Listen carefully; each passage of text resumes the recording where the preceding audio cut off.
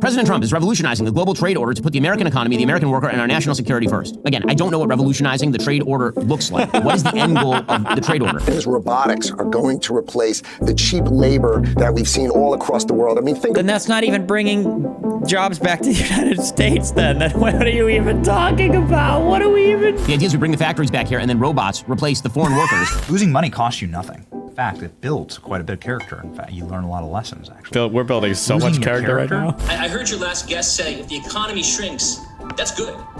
If the stock market goes down, that's good. If the housing market crashes, that's good. If there's a trade war, that's good. Please stop making, trying to make sense of any of this, okay? So what is the impact on farmers then? We'll see. Now we move into some significant negotiations. I mean, I've got a great chart here. Well, folks, it's drinking. There's a silver lining. How much are you down personally? I'm pretty sure I've lost over $500,000 since Trump has taken office, but you know, we're good. We're hanging in there. That's why I'm streaming so much now. The silver lining is that it's so bad. Remember what I said before, is that the only time the American people, ordinary people, will give a fuck is if they're actually impacted directly. Well, this is an actual direct impact. So, I mean, that's the silver lining, is that this is really bad and people are knowing it, so. Well, folks, it's drinking from a fire hose. Tons of news on the economy. We'll get to all of it. As I suggest, tons of economics news breaking. Is Trump legit just retarded, or is there actually some plan or thought behind this? I think you have to eject all of your complex political analysis and just do the simplistic thing. He's a guy who likes to do phone calls. He feels like everybody's been fucking him over and fucking America over, and now he's getting back at everybody, and that's it. I think the analysis starts and stops there. Yesterday, of course, was a horrifying day in the stock market, and people who are attempting to play this game where they say, well, you know, the stock market taking a massive dump, that's okay. I mean, that doesn't affect 50% of Americans have stocks. Okay, because they have 401ks.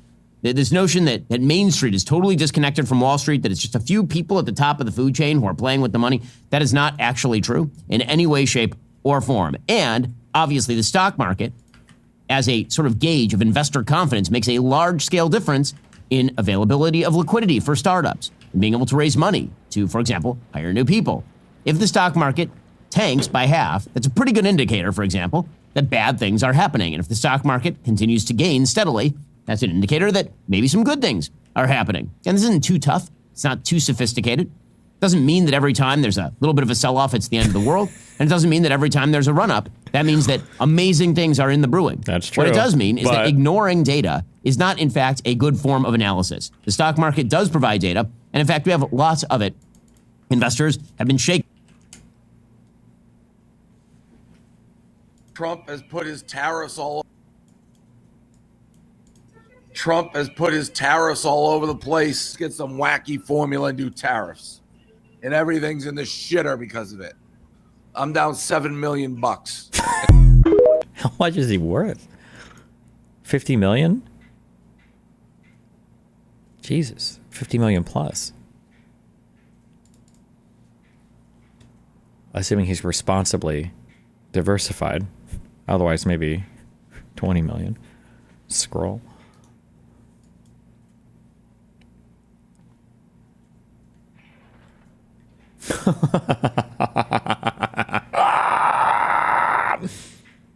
Taken by President Trump's tariff regime. They're not sure what to expect. They're not sure what comes next. There are a lot of conflicting messages coming out of the White House. So yesterday, the U.S. market suffered its steepest decline since 2020 on fears that President Trump's new tariff plans would trigger a... Bro! How does he release a video called Stock Market Drops, Trump Pushes On by Ben Shapiro, Fallout all caps, and Ezra Klein is here? What? I feel like Matt Damon showing up in the last third of Interstellar. Ooh, okay. We'll listen to this. Global trade war and dragged the United States economy into a recession, according to the Wall Street Journal. Major stock indices dropped as much as 6% on Thursday. Stocks lost roughly $3.1 trillion in market value. That is their largest one-day decline since March 2020. And of course, March 2020 was COVID. And this is not being inflicted by an external shock like... Yeah, it's for no reason. It's self-harm. For example, COVID. This is being inflicted by a deliberate choice by the Trump administration. In a little while, I'm going to try and steel man the Trump administration's position.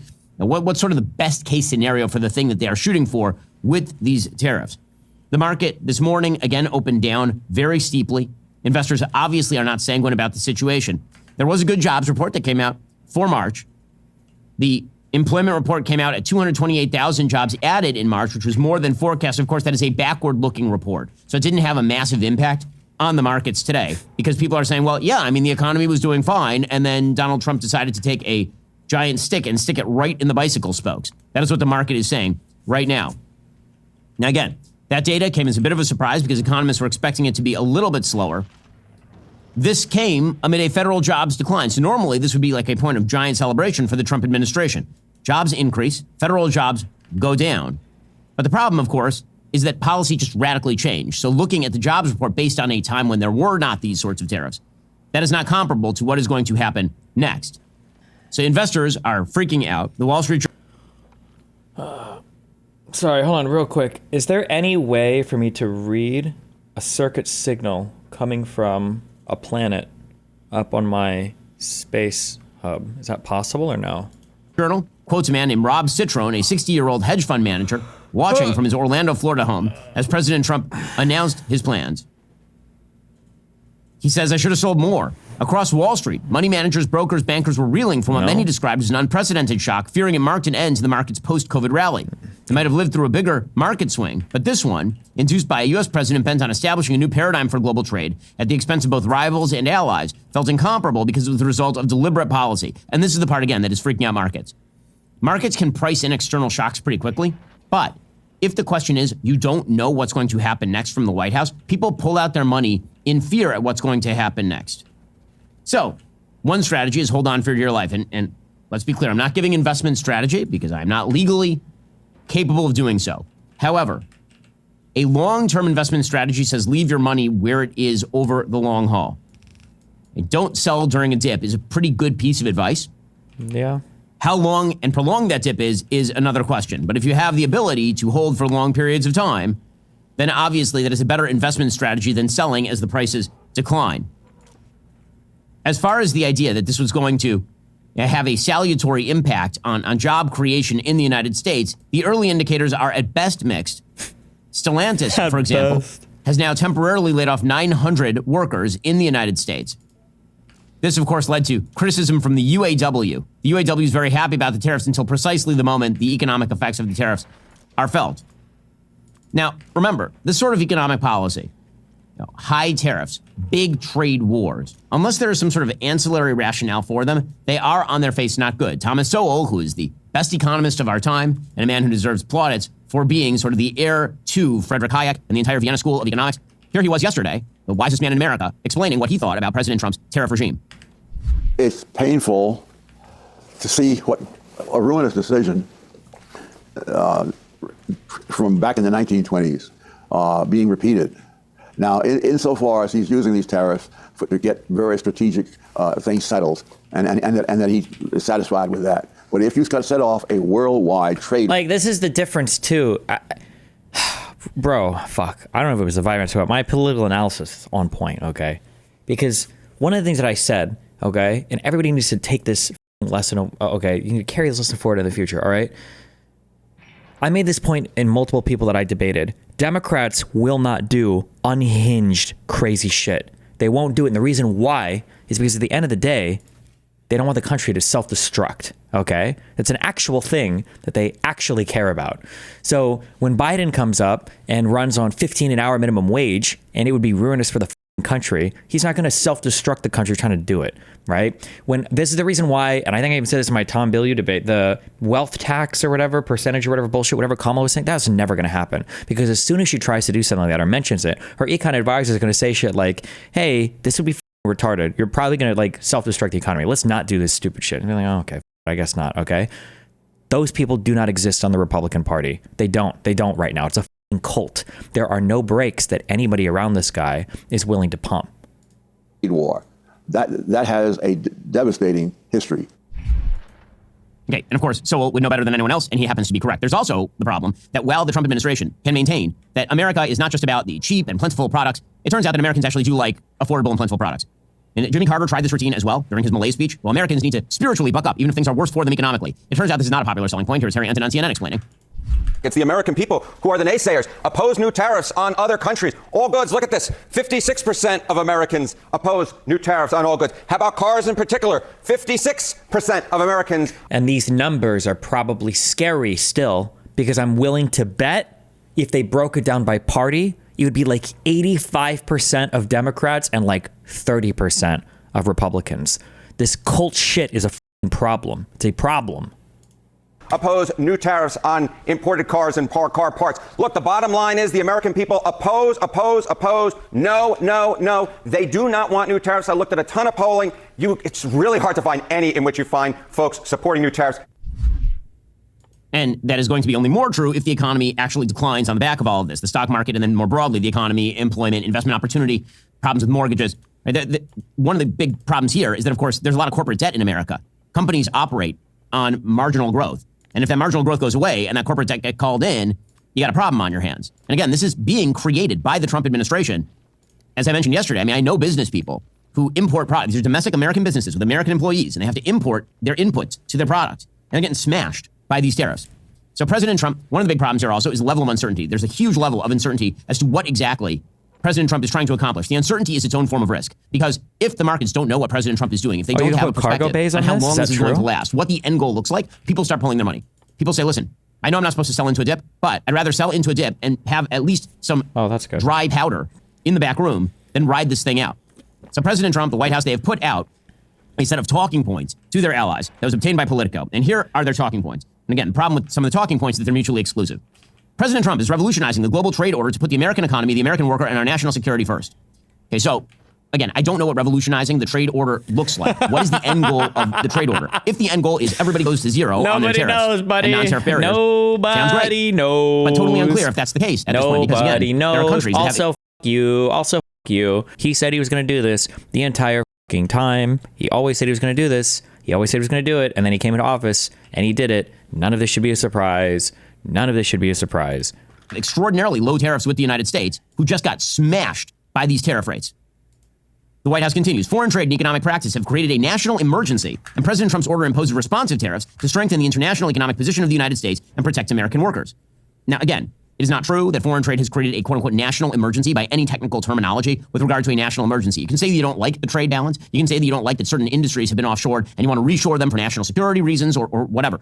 It is not a national emergency. The United States economy remains the most powerful economic engine on planet Earth by a long shot. It is not particularly close still. China has bulk, but the United States has actual power.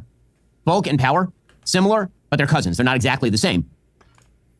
The idea that these are reciprocal tariffs or responsive tariffs, the problem there, again, is if I thought these were responsive tariffs, and I think if the market thought that, they'd be a lot more sanguine. Because the question is what comes next. Is President Trump going to try to cut bilateral deals with various countries to lower the tariffs back down to zero, or is he doing this because he just doesn't like trade deficits? This is the problem I was pointing out yesterday. That giant poster board that he was holding up that showed tariff rates for various countries on our goods, it's not true. Those were not tariff rates. They had nothing to do with tariffs. Those were trade deficits divided by imports. Meaning, the only way to get those numbers down to zero would be for those other countries to just buy more American product, regardless of whether they are poor or whether they even have tariffs on American product in the first place. It is the equivalent of you saying that you are running a deficit with your grocery store. You're running a trade deficit with your grocery store because you gave them money and they gave you goods. And the only way that you're going to achieve parity is by getting the grocery store to buy fan belts from your factory. The talking points go on. For decades, the trade status quo has allowed countries to use unfair trade practices to get ahead at the expense of hardworking Americans. And again, you want to label things that want to get rid of them. I'm using tariffs as leverage, good.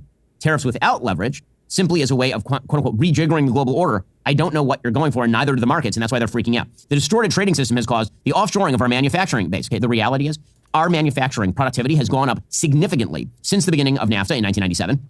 It has risen from about $1.7 trillion to $2.4 trillion, something in that neighborhood. The manufacturing base in the United States, in terms of jobs, has actually been harmed not predominantly by offshoring, but by automation. If you're talking about jobs in factories, why those are going away, the answer is robots. The answer is machinery. That's why you don't see giant assembly lines of humans doing this stuff anymore. You see robots doing this stuff. And where was this? Was he saying this before? I feel like I was the only person on the fucking planet that was saying this. Were there other, or no, I'm sure Galloway maybe in the sane liberal duders. Like all of these economic problems that the Trumples have been trying to sell you are delusional. They're not real. None of these things are real. Our economic productivity has been going up. We still manufacture shit. We were a world leader in energy and producing energy at all-time highs under Biden. Like these were all fake problems. None of these problems were real. Howard Lutnick, who's a big proponent of the tariff strategy over at the Commerce Department, he is saying as much. He was asked last night on Jesse Waters about reshoring manufacturing from places like Vietnam, which makes T-shirts. And here's Lutnick's answer. Now, we're not going to have all factories come back. Like clothing manufacturing, that's tough to bring back. But what kind of manufacturing are you talking about returning here?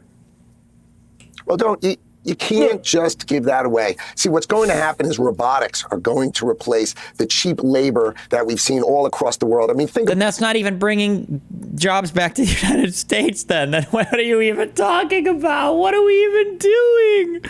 What are we even doing then? What our factories did. They went to the cheapest labor in the whole world, slave labor, cheap labor, the worst environmental conditions, polluting the heck out of it. And then we bring back those cheap products here and we feel good about ourselves because we don't see the pain. But the pain is in our workers. The American workers have been given the raw deal. And what's going to happen now is we're going to build factories and we're going to train and we're going to have trade craft. We're going to do the greatest set of training ever. And our high school educated people, they're going to train to do robotics mechanics. It's kind of like a supercharged BMW mechanic. Okay, let's just be clear about this. The robotics are one of the chief reasons for the decline in employment in the manufacturing sector. So if the idea is we bring the factories back here and then robots replace the foreign workers, then what's the you point? might incrementally gain jobs. You're not going to massively gain jobs because most of the work is going to be done by the robots. Again, there are a bunch of different sort of priorities that are in argument with each other. Because if you don't do that, then the prices and all of those... In argument with each other, correct. So he's restating what I said yesterday, okay? Which is true in that your big issue is... Forget whether or not what they're saying is true or false. Forget whether or not they're sound. They're not even internally consistent. Like these aren't even internally consistent principles. They contradict themselves. It's just so stupid. And services rise dramatically. If you just do it with American union labor, it's going to be way more expensive for American consumers.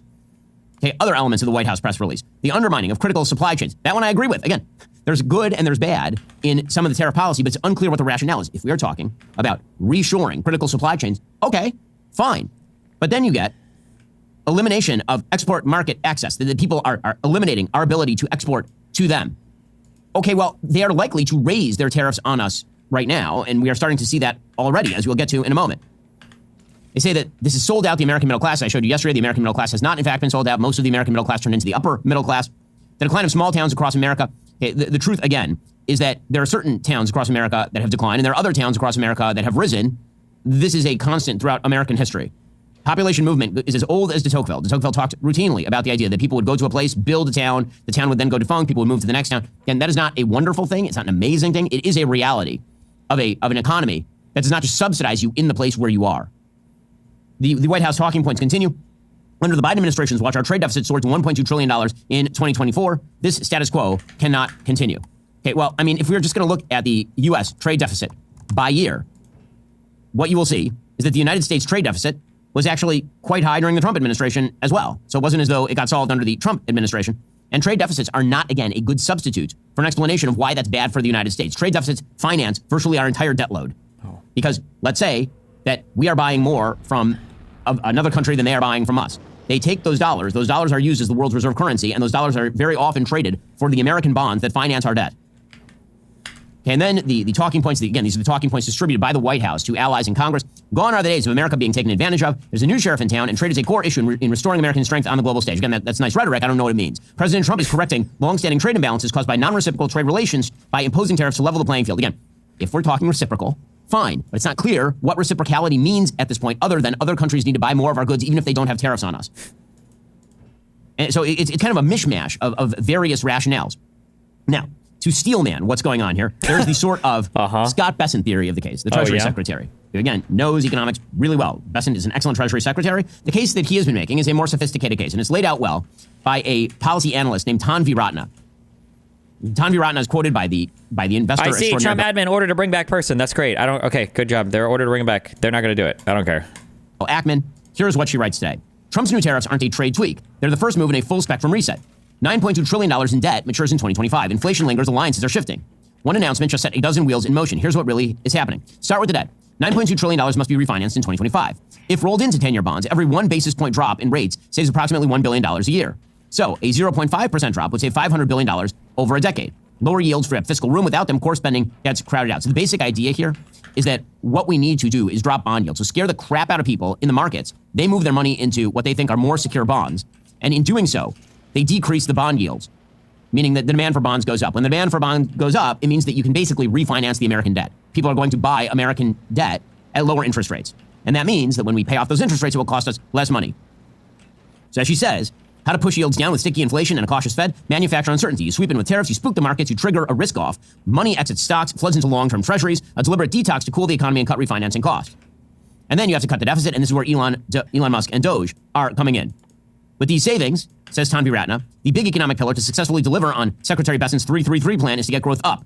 Tariffs come in as a trigger for domestic industrial revival. The thing is, by making imports expensive, you create room for U.S. producers to step in. But here is the problem. It takes a while for American factories to scale up overnight.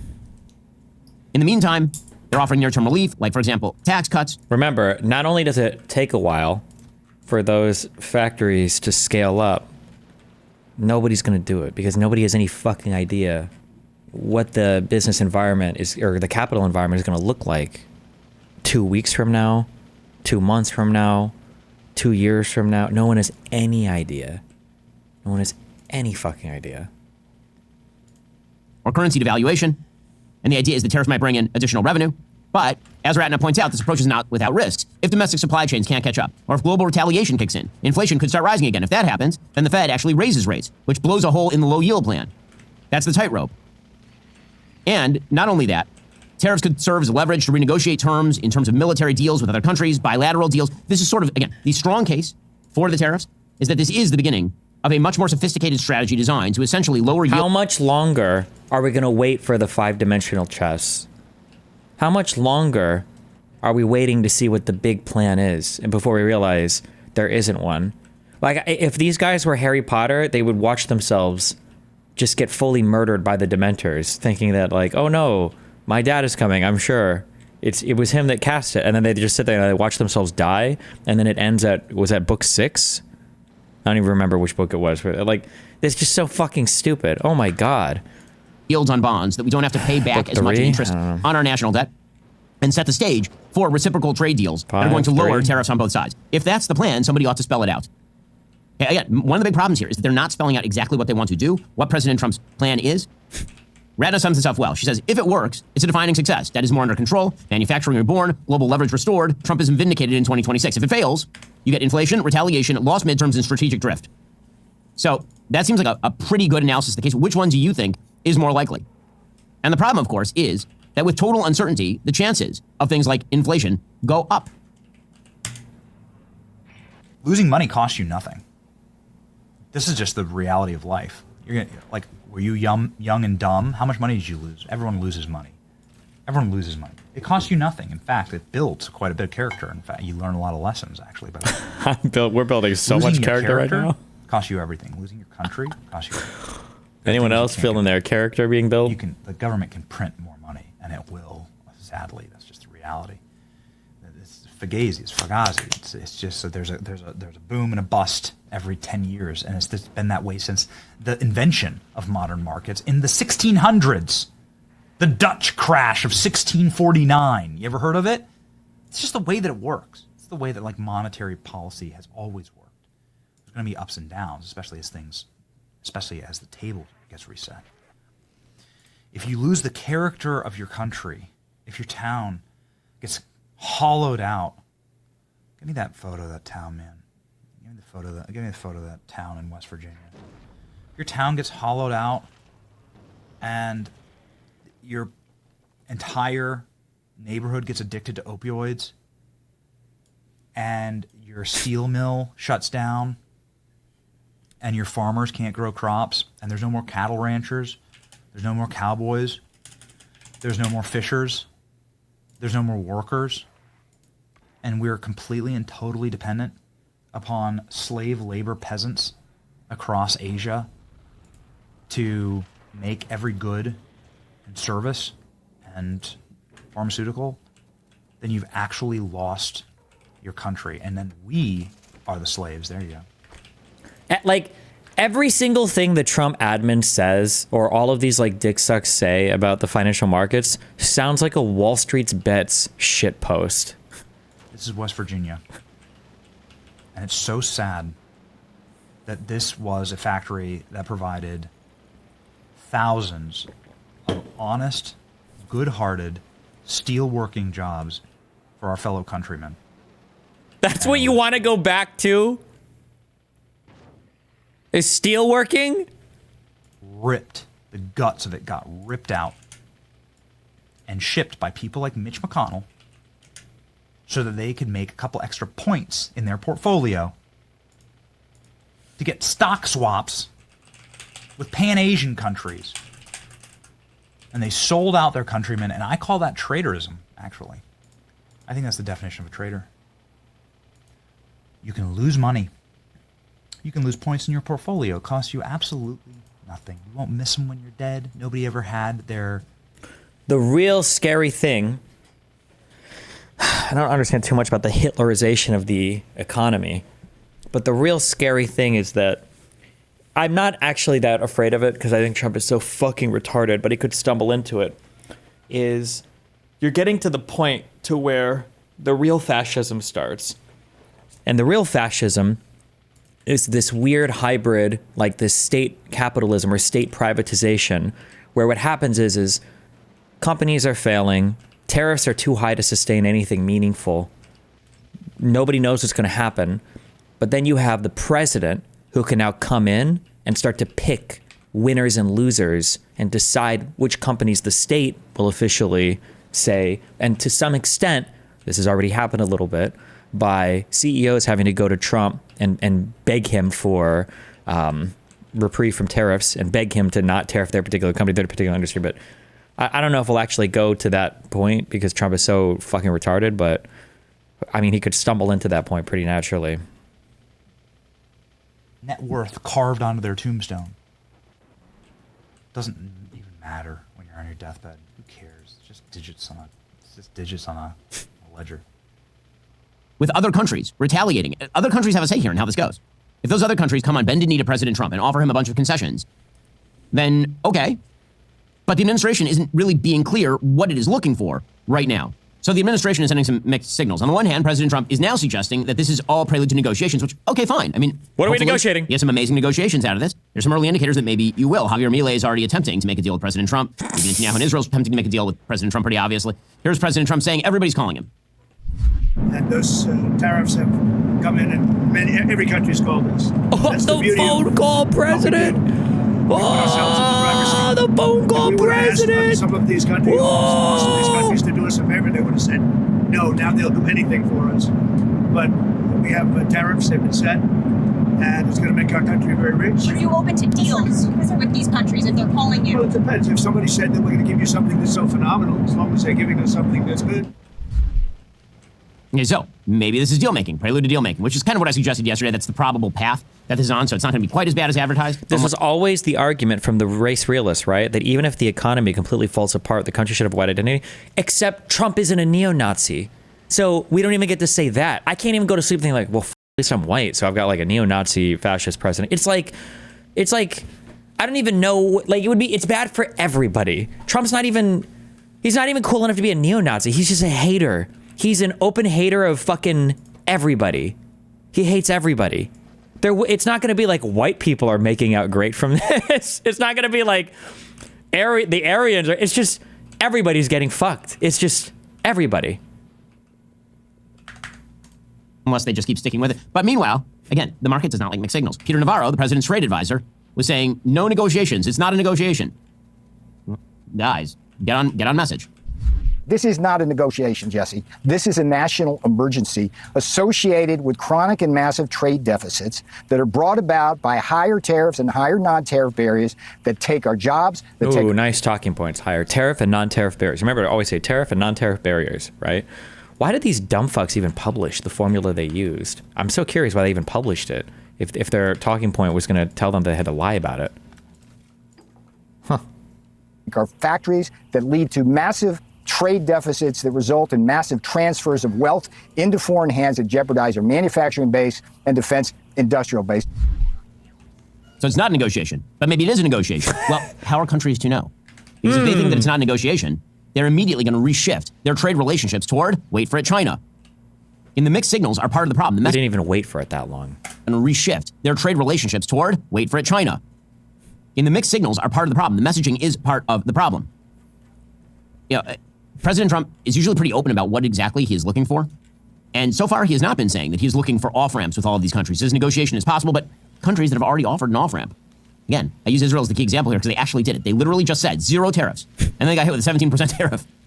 Well, a lot remains unclear, but there is something that should be clear to you. You need better so you can find the employee issues behind the scenes details. Also, you know what's funny? Well, when I started Daily Wire, I thought the hard part would be creating the awesome content. It turns out the actual pain in the butt is the hiring, HR policies, employee issues, behind the scenes stuff. That's what eats up your time. I know I'm not alone. When you're a business owner, every second of your time is incredibly valuable. So don't waste your energy and risk losing money dealing with time-sucking payroll issues and HR infractions. Focus on what matters most, running your business with help from Bambee. Here's what makes Bambee different. They give you access to your very own dedicated HR manager at a fraction of what it costs to employ someone full-time. And get this, Bambee costs just $29 a month, whether you have 10, 75, and 100 employees. If I had Bambee when I was first building this team, it would have saved me a lot of time, a lot of headaches. Instead of getting bogged down with paperwork and compliance issues, we could have focused on growing the show, connecting with the audience even more than we did. Month-to-month, no are not in the business. Well, the administration, again, is I think, trying to, let's put it this way, they're drawing on heavy political capital here. They're basically saying, trust us. It's trust us. Well, markets are not in the business of trust us. Markets are in the business of trying to take in the best available information and then spit out what people think is going to happen next. President Trump, he says that he is confident the markets are going to boom. The question is when. Right? If it's not soon, that's going to be a problem. We have $6 or $7 trillion coming into our country, and we've never seen anything like it. The markets are going to boom, the stock is going to boom, the country is going to boom, and the rest of the world wants to see, is there any way they can make a deal? They've taken advantage of us for many, many years. For many years, we've been at the wrong side of the ball, and I'll tell you what, I think it's going to be unbelievable. Okay, well, okay, that's the case. And then that is the case that Caroline Leavitt was making yesterday at the White House. She said that there was not going to be pain incurred. Again, you're getting mixed signals here. Here's Caroline Leavitt saying no pain. Right, so there are two messages. You need pain in order to get long-term gain, and then there's the there will be no pain message, and they're kind of in conflict. This won't be painful at all for American people and consumers, Caroline? It's going to be, there's not going to be any pain for American-owned companies and American workers because their jobs are going to come back home. And again, as for prices, President Trump is working on tax cuts to put more money back into the pockets of Americans. Okay, meanwhile, J.D. Vance is saying we're not going to be able to fix things overnight. Obviously, by the way, American workers are also American consumers. They're the same. You have a job and you also consume things. Here's the vice president. What I'd ask folks to appreciate here is that we are not going to fix things overnight. Yeah. Joe Biden left us, this is not an exaggeration, Lawrence, with the largest peacetime debt and deficit in the history of the United States of America, with sky-high interest rates. You don't fix that stuff overnight. God, there's just so much I want to say. We know people are struggling. We're as quickly as we can to fix what was left to us, but it's not going to happen immediately. Okay, well, this is a pretty big gamble here. I mean, not immediate. American politics works in terms of immediacy. The stock market continued to tank today. People are looking at that, and they are not sanguine about it. Is hiring going to be up this month based on the sort of expectations of what could come next or fear of what's going to come next? And politicians, by the way, work on 2-year cycles. They work on 18-month cycles, increasingly. A multiplicity of Republican senators have now come out and said, listen, we don't like this very much. It has not been spelled out to us why this is necessary. The strategy has not been explained to us. Well, what's the deal? So Senator Rand Paul, who of course is a free market libertarian on this sort of stuff, he said this is clearly a tax. Taxation without representation is tyranny, bellowed James Otis. In the days and weeks and years leading up to the American Revolution, it was non-negotiable. This was what sparked the revolution. And yet today we are here before the Senate because one person in our country wishes to raise taxes. The king. Well, this is contrary to everything our country was founded upon. One person is not allowed to raise taxes. The Constitution forbids it. Okay, but you say, well, Rand Paul is always taking this sort of contra position whenever it comes to government action. He's sort of out there on his own, except he's not. So, for example, Senator Jerry Moran of Kansas, who's been a pretty solid Trump ally, here he was saying this is a risky thing that is happening here. The consequences are yet to... It's like, where is the line? There is no line. If Trump were to start rounding people up tomorrow, would the Republicans are finally waking up a little bit. It's not enough to be retrospective on this. There have to be consequences, electorally and legally. Like some of these people need to go to jail. They need to be charged with crimes. That J6 shit needs to come the fuck back. And some of these people have to go away. Like, it's just... To be fully known, but I would have thought they would have been less dramatic, less significant, and more targeted. And I think we ought to be focused on our economic adversaries and be less damaging to our economic allies. Yeah, you think? Senator Ted Cruz, who has been a really solid Trump ally ever since he lost the primaries in 2016 to President Trump. He's been on the Trump bandwagon since then, basically. Here's Ted Cruz. Oh yeah, when man, what did Trump say? I'm trying to remember. He actually called his I feel that I am a conservative. Now, I also feel I'm... Also, for the people that say that Trump hasn't gone senile or anything else, okay, this is what Trump looked like 9 years ago, all right? I feel that I am a conservative. Now, I also feel I'm a common sense conservative because some of the views I don't agree with. And I think a lot of people agree with me, obviously, based on what's happening. Flexibility is a good thing, but you shouldn't be flexible on core principles. I like Donald. He is an amazing entertainer. But his policies for most of his life... Thank you very much. I appreciate it. For most of his life, his policies have been very, very liberal. For most of his life, he has described himself as very pro-choice and as a supporter of partial birth abortion. Right now, today, as a candidate, he supports federal taxpayer funding for Planned Parenthood. I disagree with him on that. That's a matter of principle, and I'll tell you... You are the single biggest liar. You probably are worse than Jeb Bush. You are the single biggest liar. All right. This guy lied. Let me just tell you, this guy lied about Ben Carson when he took votes away from Ben Carson in Iowa, and he just continues. And today, we had robocalls saying Donald Trump is not going to run in South Carolina, where I'm leading by a lot. I'm not going to run. Vote for Ted Cruz. This is the same thing he did to Ben Carson. This guy will say anything. Nasty guy. Now I know why he doesn't have one endorsement from any of his colleagues. All right, John, I get to respond. Pick from the buffet there. He's a nasty guy. Well, I will say, I will say it is fairly remarkable. After saying that you were going to spill the beans about Heidi Cruz, you retweeted an unflattering picture of her next to a picture of your wife. I thought it was a nice picture of Heidi. I thought it was fine. Come on. I thought it was fine. She's a pretty woman. You're running for president of the United States. Excuse me. I didn't start it. I didn't start it. But, sir, with all due respect, that's the argument of a 5-year-old. I didn't start it. No, it's not the. Yeah, no, it's the argument of a 5-year-old is he started it. You would say that. That's the problem with our country. Every parent knows a kid who says he started it. Excuse me. No. That's the problem. Exactly that thinking is the problem this country has. I did not start this. He sent out a picture, and he knew very well it was a picture. He didn't send out a picture. It was an a picture of a cover story. Anderson. Super PAC. It was a cover story of a picture taken by Antoine Verglas, one of the great photographers of the world, by the way. My wife was a very successful model, like one of the most. It was a picture for the cover of GQ, which is a very good magazine. This wasn't even it wasn't even a pro-Cruz super PAC. It was an anti-Trump super PAC. They were Romney people. Romney is, very embarrassed that he did so badly 4 years ago. The guy choked like a dog and he lost an election that he should have. No, everybody knows he sent it out. He knew the people in the super PAC. He knew that I would be willing to bet he wrote the phrase, would you like to have this as your first lady? And a lot of people said yes, actually. So he, Donald Trump and Cruz are going back and forth on each other's wives. It was just funny because Cruz is a full-on Trump dick rider now, but it was so funny during the primaries. He was so tough on him. He was like... I have to say, seeing him go deeper and deeper to the gutter, it's not easy to tick me off. I don't get angry often. But you mess with my wife, you mess with my kids, that'll do it every time. Donald, you're a sniveling coward, and leave Heidi the hell alone. And then he was phone banking for him. How recent is this? 1 day ago. Oh, God. I don't know if I can do it, actually. Cruz saying, well, actually, this is a tax on consumers. Because it is.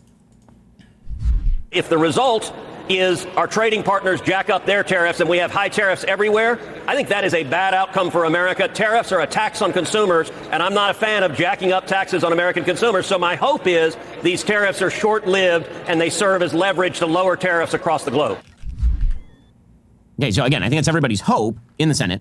What's actually going to happen in Congress? So the Senate's a different story. Senators they can say what they want because they've already moved to basically put limitations. Chuck Grassley put forward a bill that says if there's no congressional renewal of this in 60 days, this stuff should just go away. But the House of Representatives... 60 days of the most insane tariffs in the history of the world. Have to sign on. There's a massive misalignment of incentives in the House of Representatives. Let's say that this tariff regime does not go particularly well. And let's say that President Trump is willing, because he's not up for re-elect, let's say that he's willing to do the thing. House Republicans are going to be split. Many House Republicans are going to say, listen, I'm going to lose my seat in the next election cycle because of this deliberately created tariff policy. So I don't like this very much. But if Speaker Johnson were to step in and try to stop the tariff policy, there would undoubtedly be... Johnson?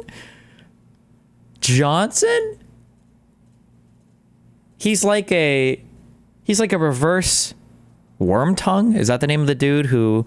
It's like that, except the king is like poisoning his followers.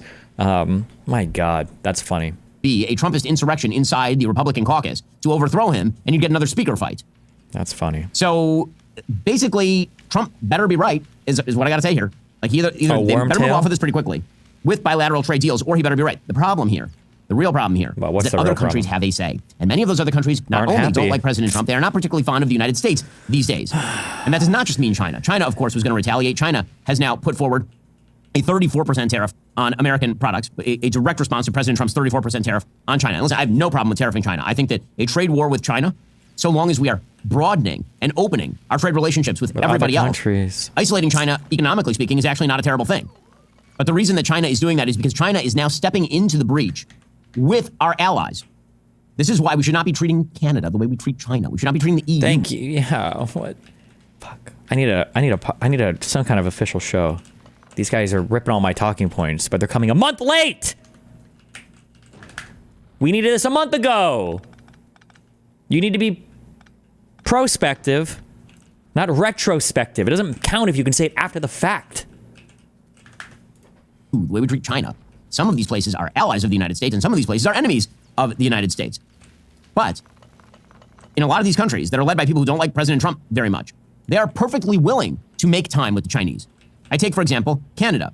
It is of great annoyance to me that Pierre Poilievre, who's a terrific candidate for the Conservative Party, is now lagging in the polls thanks to this trade war that President Trump declared on Canada. And Mark Carney, who is the definition of a global elite. He's the definition of a globalist elite. Yeah, he this is. guy who's put in place by Justin Trudeau's party. He's out there excited as all hell about the trade war. Can I just be honest? Fuck me, okay? I can't believe, because I was such a conservative in high school, okay? And we all hated the French after 9/11. I think it's because the French didn't want to go to Iraq or something. Everybody hated the French, me included, okay? But as I've gotten older, okay, so I'm pretty sure almost every country in Europe has a pretty rich military history where at some point, somebody was successful. Like almost every European country had territories and shit. It's okay. Macron just seems like he just seems awesome. I like him a lot. And he's isn't he a cover your ears if you're Bernie, bro. I'm going to say the N-word here. Isn't he a neoliberal? And he has that, what was that quote from before when he was going to call elections or whatever? And what did he say? My thoughts are too complex for journalists. Oh, this is an old quote, 8 years ago, but he's right. I like Macron. How we're accepting, I'm trying to eyeball other countries, okay? Everybody in the US is why do they say the woman touched her student? The woman, blah, blah, blah. No, she raped him. There was an old, she raped him. Why is it for boys it's different? Macron married the teacher that molested him? He's just, in every sense, he's just a fucking absolute fucking baller, okay? He's an absolute king, okay? I'm just eyeballing other countries, okay? Just eyeballing other countries. In France, he just seems like a cool dude. Yeah, I saw this clip of the subreddit yesterday of him. Just look at this guy. Look at him. Okay, just look at him.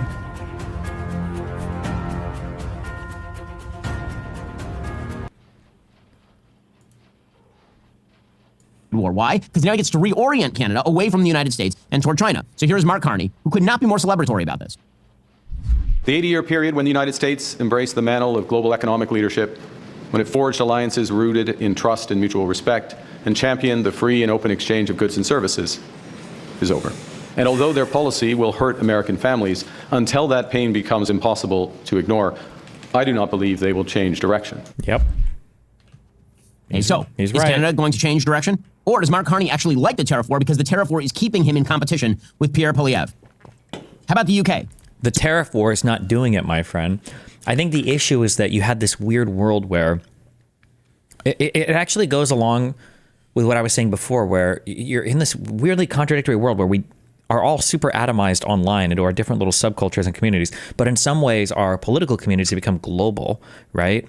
Like, if you were a Trumple, you supported Brexit. And how are those two things even related? Who knows? But you support Brexit. And if you were a Trumple, you look favorably on people like Orban, even though you don't know where any country in Europe is, let alone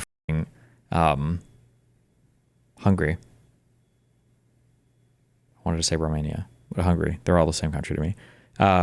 You support Andrew Tate, even though he's a British citizen, I think, who was in Romania.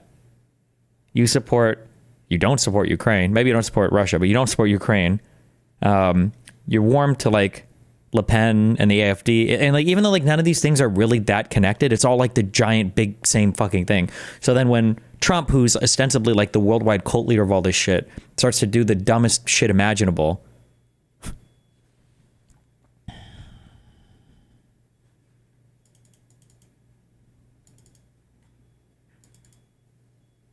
do we think that Keir Starmer is going to come on bended knee to President Trump? If so, why would he? Because again, the sort of internationalization of the populist movement means that people like Keir Starmer are going to oppose that no matter what, even if it means economic damage to his own country. Here's Keir Starmer, the Prime Minister of the UK. Decisions we take in coming days and weeks will be... Wait, when the fuck did he make this post? April 3rd, 2025. Oh, yesterday. The witch hunt against Marine Le Pen is another example of European leftists using lawfare to silence free speech and censor their political opponent, this time going so far as to put that opponent in prison. It is the same playbook that was, yeah, and look at that, Macron jailing political opponents. Can you just imagine? I just want to say, oh, and I saw a meme on Reddit yesterday. Oh, who stole this? No, it was this morning. Where was it? Was it in politics or funny? I saw a meme, and it was,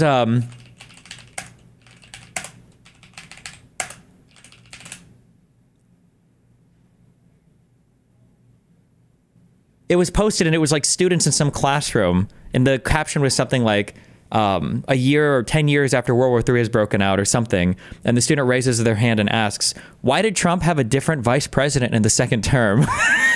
And it's true. It's true. That better have been one of you guys that posted it, okay? Guided only by our national interest, in the interest of our economy. One fun bit is that Trump saying this probably hurts Le Pen more than it helps. Yeah, because these movements kind of identify with each other. However, actually, let me be a little careful when I say this. I know this is true for Canada. I don't know as much for Europe, I can't say.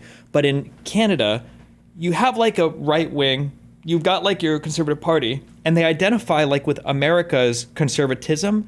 But I think most conservative, unless you were like part of the PPC or whatever, that far right party, the crazy people, most conservatives in Canada would say, yeah, we're conservative. We agree even maybe kind of sort of with like American conservatism broadly, but Trump is crazy, right?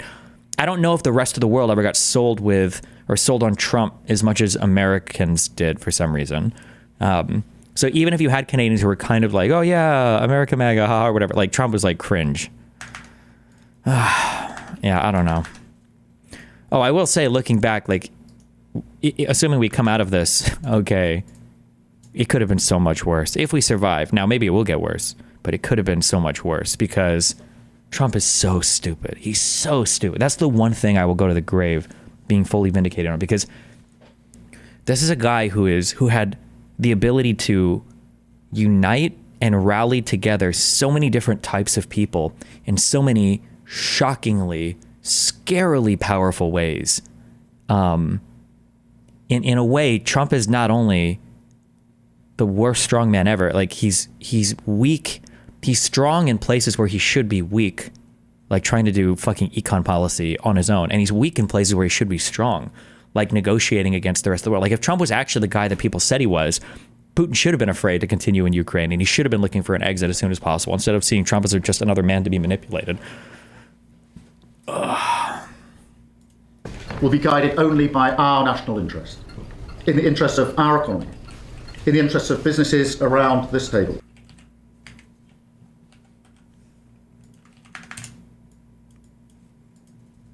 To be totally honest, Kelly, I've been listening the last 10 minutes of this show. I cannot believe what I'm listening to. I heard your last guest say, if the economy shrinks, that's good. If the stock market goes down... Oh, whoever's listening, okay, I know you guys are out there. I know somebody's listening to me, okay? Please, yes, please stop making this seem normal. Please, please, please, please, please stop trying to make it seem like this is, Please, please, please, please, please stop making, like, trying to make sense of any of this, okay?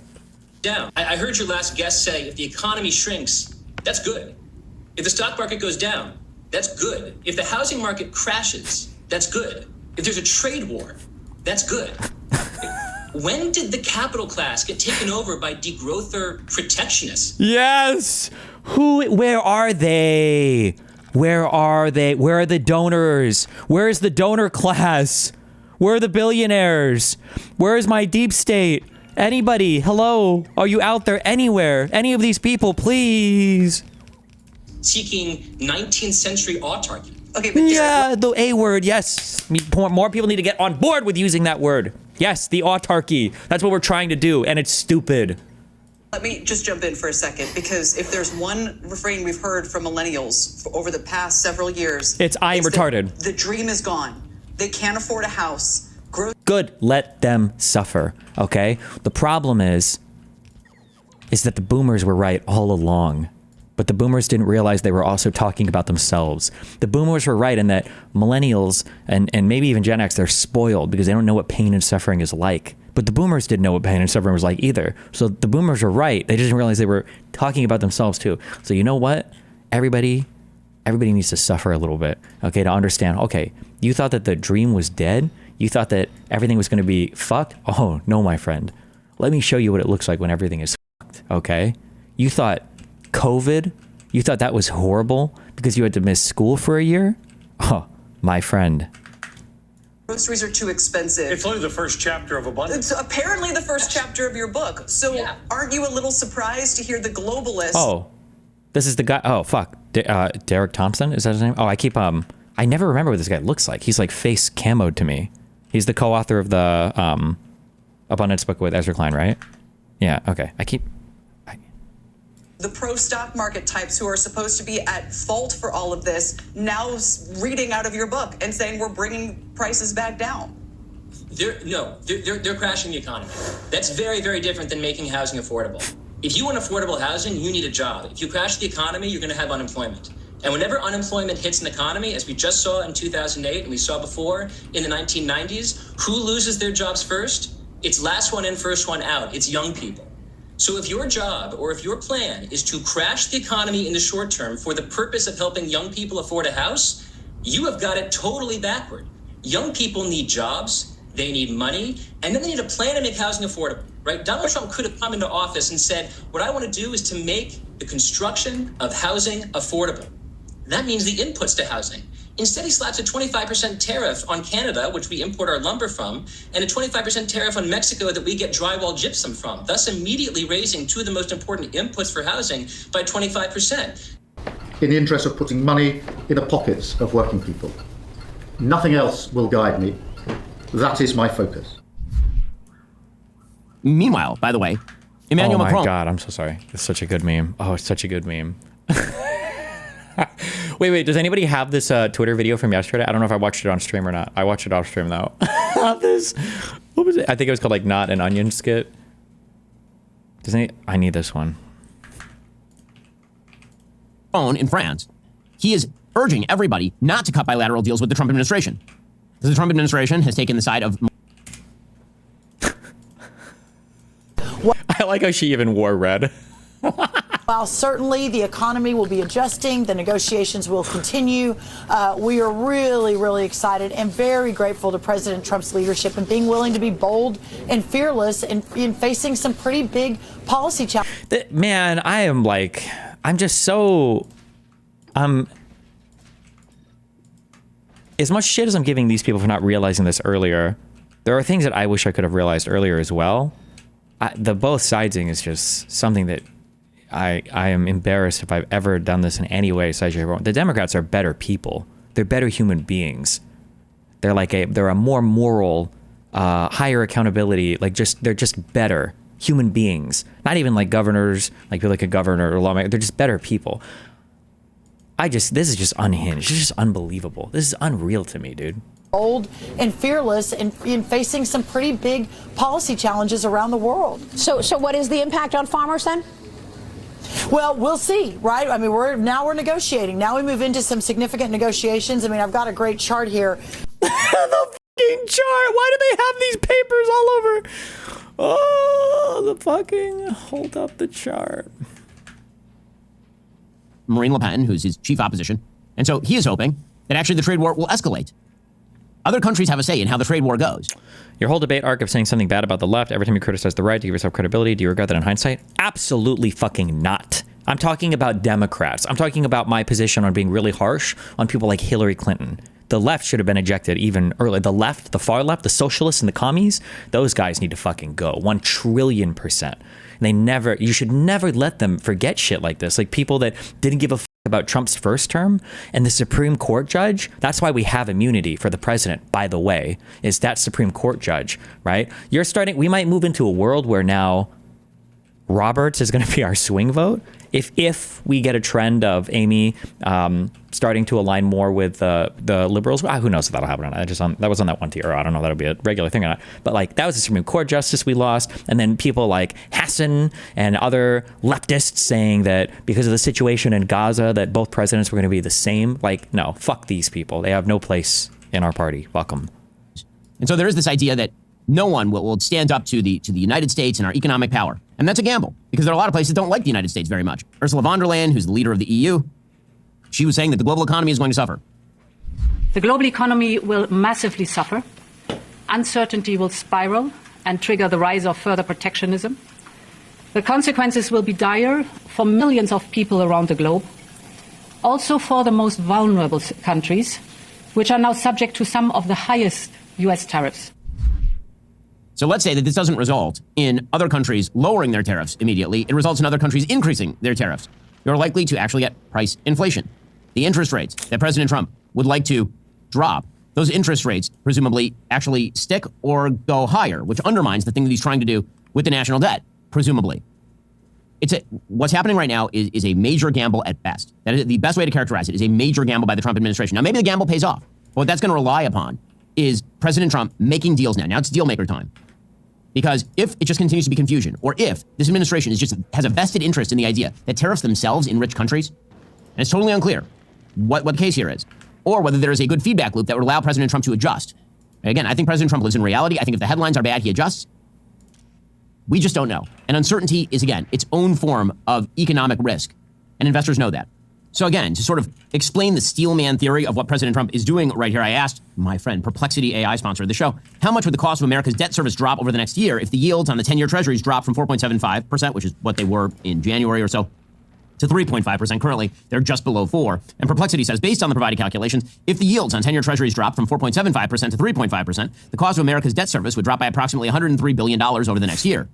That calculation assumes a total U.S. debt of $33 trillion. 25% of the debt is tied to 10-year treasuries, and the yield decreases from 4.75% to 3.5%. So theoretically, it could be a little bit more.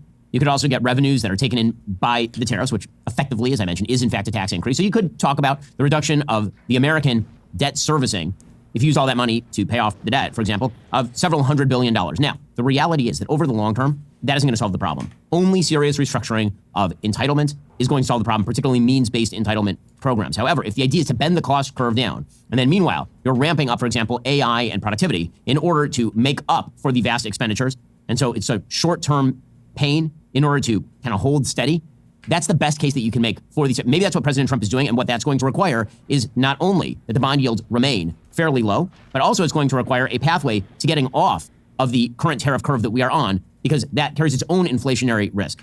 Well, while Republicans are struggling over tariffs and what exactly is going to happen, Democrats have some serious struggles of their own. Ezra Klein of the New York Times has a brand new book titled Abundance, all about how Democrats really need to abandon what he calls their everything bagel strategy regarding regulation. He sounds kind of like a Republican sometimes. Ezra, thanks so much for the time. Really appreciate it. Thanks for having me. How are you feeling, Ben? How liberated? Scale of 1 to 10. On a scale of 1 to 10, there are certain areas in which I feel liberated and certain areas in which I feel a little bit more dicey. I'll be honest with you. And I'd like to see, some stability out of markets. I'd like to see the president actually explain what he is doing and what he intends to do with the tariff regimen here. Like we're living in a moment where almost everyone across all parties is engaged in a sort of chaotic Don't game. request it from Novus? Okay, but I want to request it from Novus because I'm requesting it from my other space station. I'm requesting it from this. Of let me not explain what I'm doing and just do things. And I think that is something that you talk about in your book, Abundance, is sort of the stacking on of various MOs, various regulatory rationales on top of each other, and what you end up with is an unworkable system. That seems to be one of the main themes of Abundance. Ooh, that's a good connection. I hadn't thought of that. So yeah, what you got a shout out from Adam 22 on the Bulwark? Adam 22 was on the Bulwark? Add a request to the ship for more ore than you request on Novus. But I don't want to request any ore from Novus, and I'm worried it'll start sending ore to the ship or something, no? Oh, but I'll just once I get enough on here, I just won't do it anymore, huh? Describing there is an argument or an idea I call everything bagel liberalism, which I was trying to make a distinction between the delicious everything bagel, which has some things on it, but not too many, and then the everything bagel from everything everywhere all at once, which gets everything on it and becomes a black hole.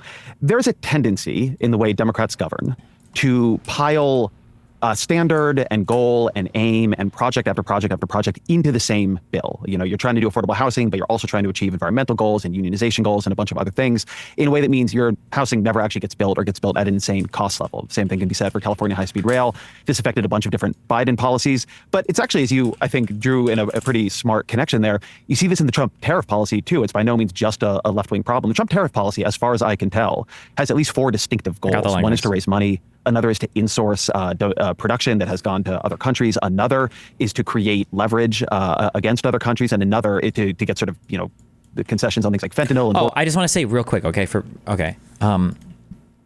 there are, like, as far as I am aware of, there are 3 major ways that you can deal with debt. Okay, there are 3 major ways that you can deal with debt, and right now, I think our government is doing the opposite of all 3 of these things, okay? The first way that you can deal with debt is very obvious, okay? And that's that you can raise more money to spend it. So this would be in the form of tax increases. Now, this government doesn't want to do anything about tax increases. If any, in actuality, what they're trying to do is they're trying to extend the Trump tax cuts. Tariffs are not going to make a significant amount of money for this government. By their own stated goal, they want to domestically manufacture things, and other countries are tariffing us. We're probably not going to be importing enough to make up for the extension of the Trump tax cuts. So revenue raising is one way to do it. This government wants to decrease the receipts. That's why they don't want to fund the IRS. That's why they want to increase taxes. So that's one. The second way to do it is to cut spending. Now, while we have DOGE that's running through the government trying to look for cuts, it doesn't seem, and while we've got like USAID, I guess, is cut, we've got huge requests for increases in budget in the Pentagon, and we've got this weird desire to build a U.S. Iron Dome, a weird desire to build more ships to fight China or something, I guess. I'm not entirely sure. It's like a wash right now on whether or not Trump wants to do actual systematic cuts in the government, or programmatic cuts in the government, meaning they want to actually cut real programs that cost real dollar amounts. I imagine the funding is probably increased for ICE and everything too, right? To I imagine, in order to deport so many people. So we'll say that's like a wash or neutral, right? So you've got more revenue that you can take in. You've got programmatic cuts that you can do to decrease your spending. The third way to do it is to grow the overall economy.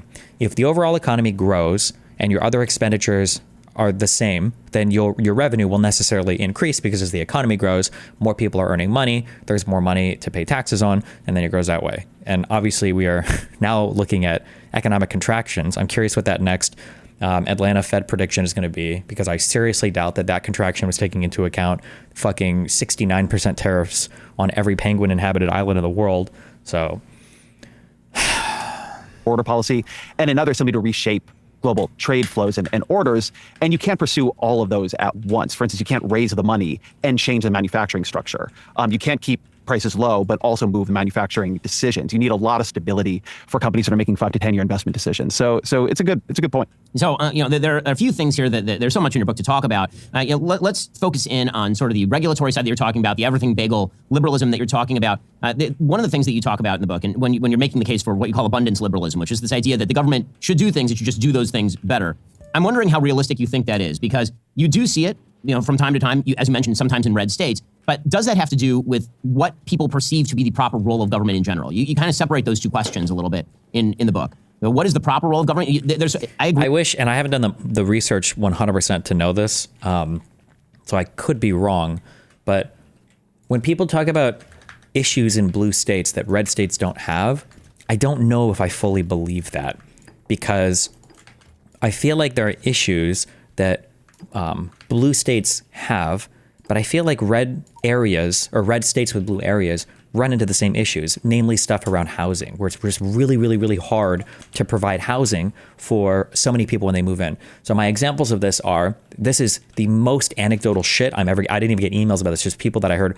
I've heard conversations in my gym, and then I heard just friends I've had living in Austin and Dallas, is that conservatives will constantly say how amazing it is that all of these, liberals are fleeing California and moving to places like Texas and moving to places like Florida. But people that live in those cities in Florida and in Texas, I've heard people complain that housing prices are increasing here dramatically. Like, I've heard complaints about that in Miami. People are like, holy shit, a lot of Miami is like becoming unaffordable. So it doesn't seem like it's a difference. And I've heard the same about Austin and Dallas. I don't think I know anybody in Houston. So now maybe the people complaining maybe they're complaining too much, or it's overblown, or whatever, I'm not sure. Or maybe it is just really hard to manage a whole bunch of people trying to go to one place, and it's not really a blue governance versus a red governance problem. It's just like an American problem in general that we really aren't good at solving.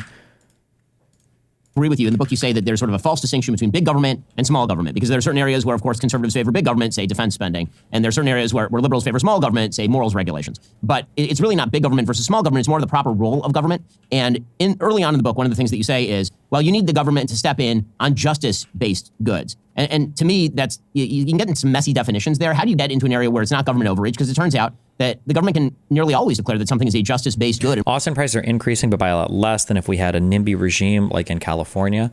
Yeah, maybe, but I feel like you have to be really careful. And this is a thing too where I would just have to, I don't want to say I'd have to live there, but you really have to break down like rent increases or housing price increases.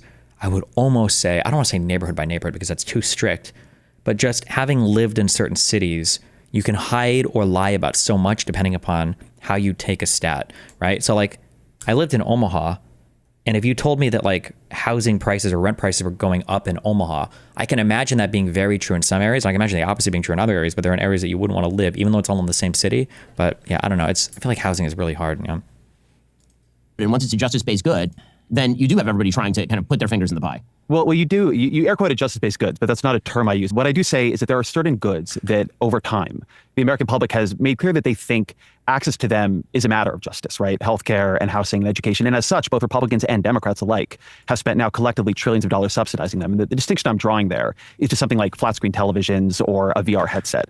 There are things that if we do not have enough of them, or the price discrimination is such that a lot of people can't buy them, we don't consider that a matter of justice. If you can't have an Oculus headset, it's fine. You can't have an Oculus headset. We don't see it that way in terms of whether or not you can have a home. We don't see it that way in terms of whether or not you can get healthcare if you are sick. I mean, we have a law that says hospitals have to treat people if you walk into that emergency room, irrespective of ability to pay. And so while that is kind of true, I wish that, and it's just so hard to get people to acknowledge this, and maybe I even sound like a dick, or no, actually I do sound like a dick, because there are certain classes of goods that people won't have this view on, but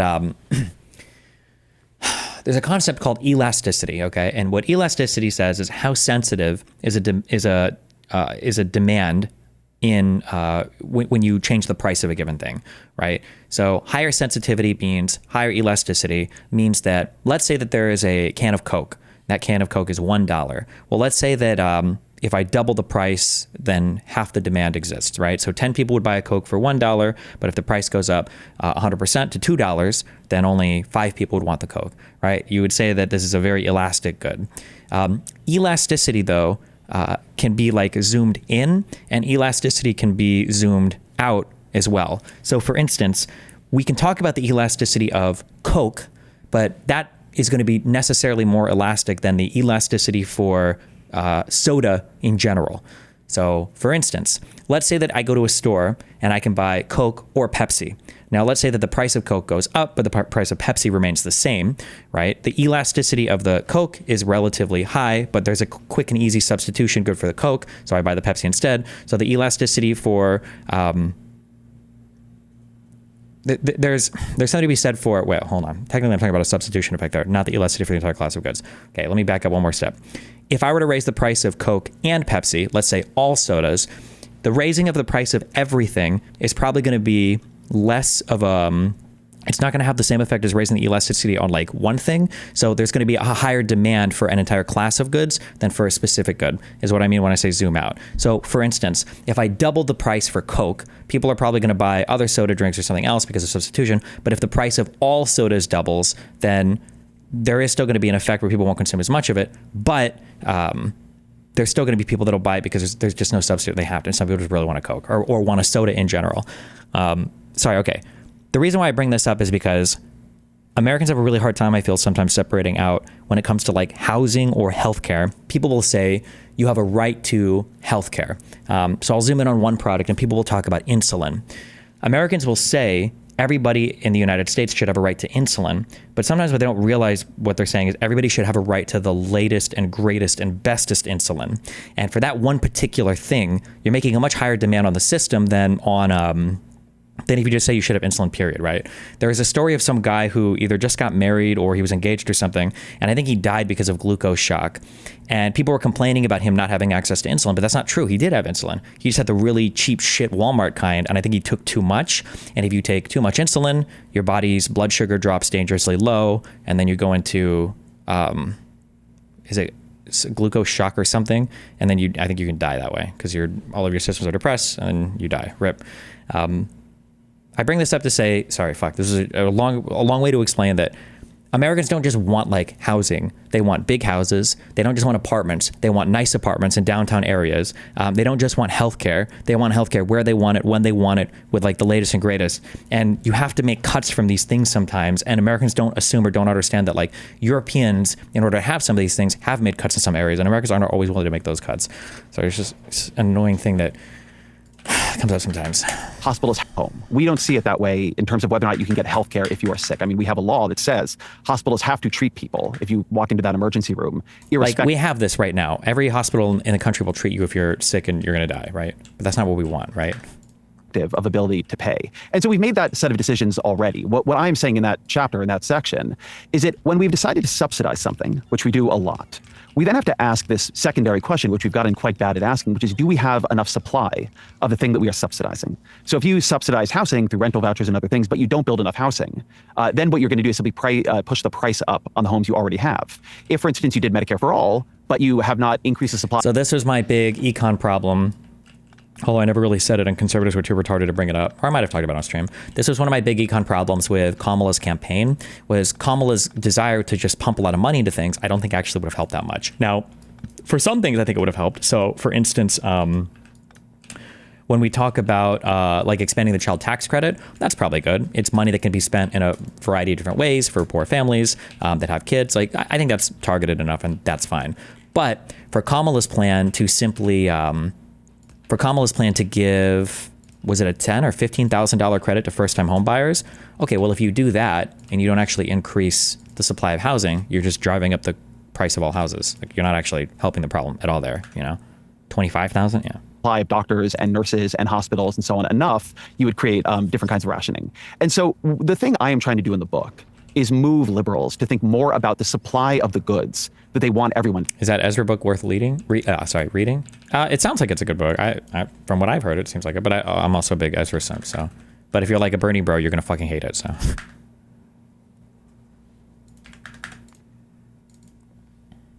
Isn't it good when private housing / healthcare, et cetera, exist alongside with the free government one for those who can't afford it?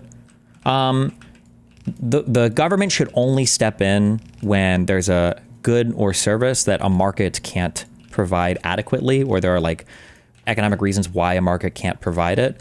I feel like if you look at the entire world, I feel like that argument has been easily substantiated for healthcare. There are a variety of reasons why free markets just don't provide very well for healthcare systems. And then housing is a weird one because housing is like necessarily always going to be it's going to be held captive by the government because it has to be, right? We probably don't want people to be able to just build anything anywhere. If anybody posts about Houston, you're getting banned. Like I don't want them to be able to just build a nuclear power plant like literally in my backyard, or I don't want them to be able to build like a giant steel mill like down the street from me. I probably want things to be zoned to some extent, you know. So the government is always going to have a big say in that supply.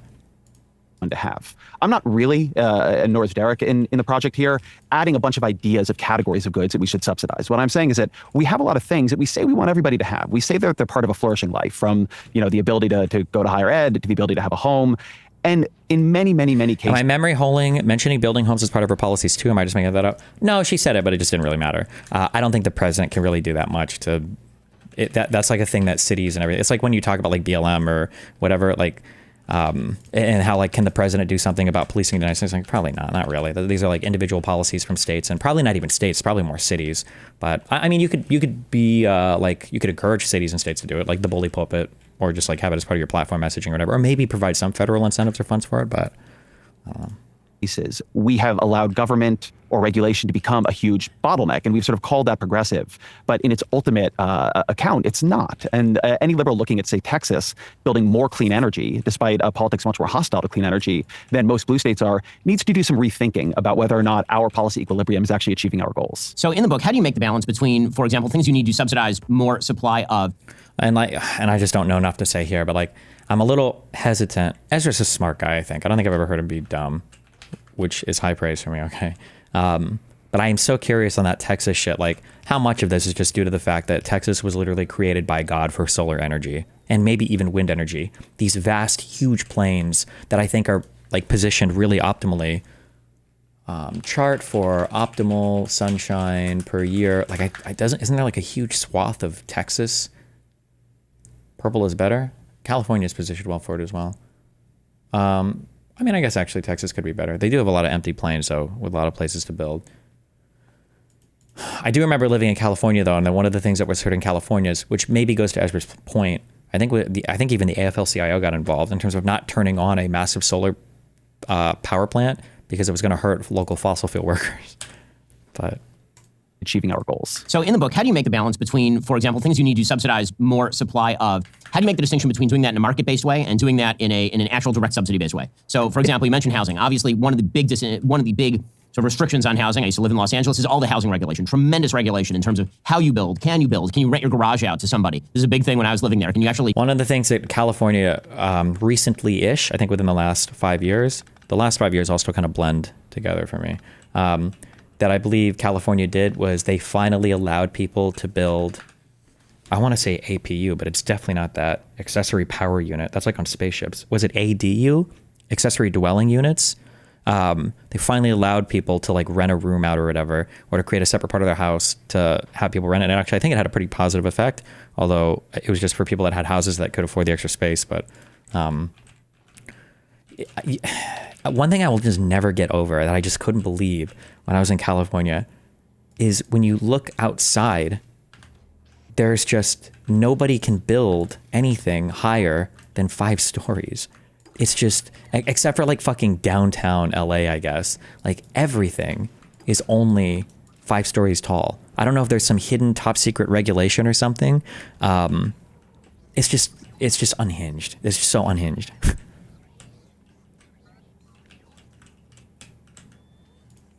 Take your garage because you're paying too much in property tax or an income tax, and now you want to rent out your garage to somebody, and that was forbidden. You were not allowed to do this. Why does Destiny act like moderate social democratic policies are the same as communism? LOL. What did I say that even remotely implies that? Because you're paying too much in property tax or an income tax, and now you want to rent out your garage to somebody, and that was forbidden. You were not allowed to do this as a sort of grandma suite for a very long time in California. How do you decide what to do as far as regulations, which I think is more of a generalized Republican proposal, get rid of the regulations, make it easier to build, let the market mechanisms take over, versus direct subsidies? And then how do you distinguish ideologically between what there is liberal versus... People are saying earthquakes. Please stop saying that. Please stop saying earthquakes like we live in the fucking 14th century. and that we don't know how to build a skyscraper that can survive it. Please stop. As far as regulations, which I think is more of a generalized Republican proposal, get rid of the regulations, make it easier to build, let the market mechanisms take over, versus direct subsidies. And then how do you distinguish ideologically between what there is liberal versus what is conservative? Because you seem to be talking, well, why wouldn't that just be called conservatism if you're removing regulations that allow for more housing to be built? It's a great question. So let me take that in a couple different pieces. So one, I am much more focused on the end of what I'm trying to create more of than the policy means by which I get it. So in the question you're asking, what would I subsidize? What would I have the government do directly? Let's take housing as the core example here. In my view, we should have a lot more market rate development and a lot more affordable housing development, some of which I'm perfectly happy to have be public housing. But in all these cases, we have, certainly in California, certainly in LA, where the housing policies are quite bad, we have regulated this into a level of unaffordability. I happened to read on an airplane last night a new report from the RAND Corporation, and it's a fantastic report. I'm so much more enthusiastic about this report than other people are going to be listening to this, but it's about the cost of construction of homes. Whatever. In California, in Texas, and in Colorado. And it's about the cost of construction of multifamily housing of two types, one market rate and the other subsidized by the public. And one of the things the report shows, and something I've reported on too, is that specifically in California, when we subsidize housing, right, so the government says we want affordable housing for the poor, we layer on so many new regulations and demands and wage standards, et cetera, that we actually make that housing per square foot much more expensive than even the market rate housing. Now, there's nothing inevitable about that. In Colorado, it doesn't work that way. And I don't think most liberals would say Colorado is a dystopic conservative hellscape. But in Isn't Ezra just making neoliberalism but with more steps? Yeah, maybe, but neoliberalism is based, okay? And anybody that says differently is a hater, so.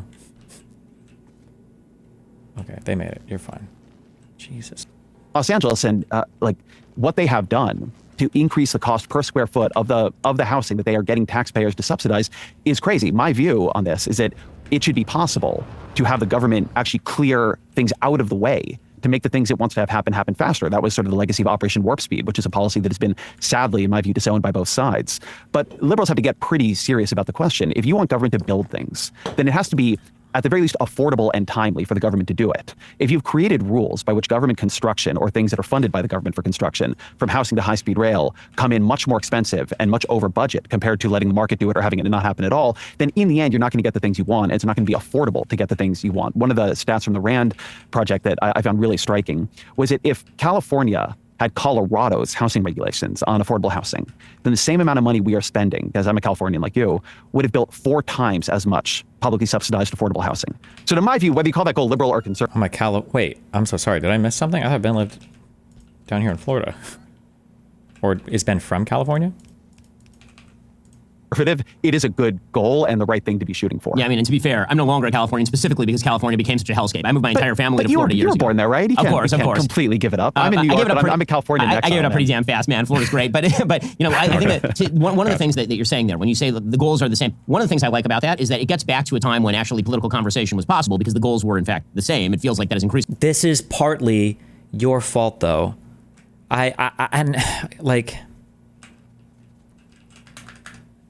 Good one, Inverse Square. Inverse Square, you want to put an actual argument in chat, or are you getting perma banned? Good luck.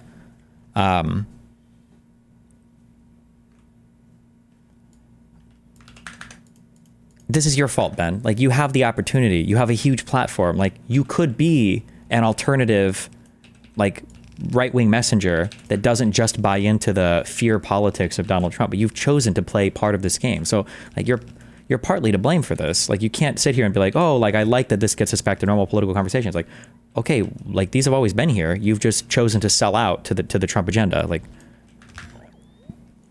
somebody said, what do you think of... I literally asked you. Wait, what did he literally ask me? Inverse Square.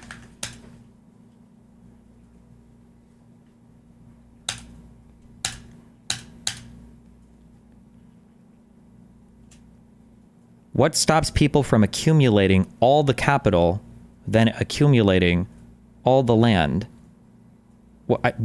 No one has enough money to have all the capital and all the land? What do you mean? How am I supposed to answer that? What stops somebody from buying everything? Okay.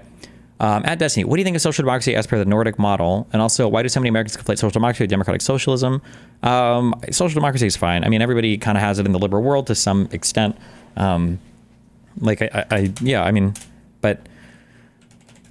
the problem is social democracy is so vague. Like, it can mean anything from neoliberalism to like dem sockish stuff. So it's hard, it's just a very broad term. Why do so many Americans conflate social democracy with democratic socialism? Partially because for a lot of Americans, conservatives have said for a long time, basically anything having to do with the government equals socialism. And then for some reason, in America, progressives started to say, yeah, that's true, actually. We do want socialism. And by socialism, we really mean just like social democracy. So I don't know. Everybody's in America, we're just retarded when it comes to political labels. Like, everybody plays into this like really dumb. I don't understand. There was a while where I was very frustrated, where I remember talking about this a lot. Like, it felt like for some reason progressives had like, I don't want to say taken the bait, but started to say like, yeah, we need to be more socialist and have, you know, like strong labor unions or something. And it's like, wait, what? What are you talking about? Like, they would start to call things socialist. It wasn't socialist at all. But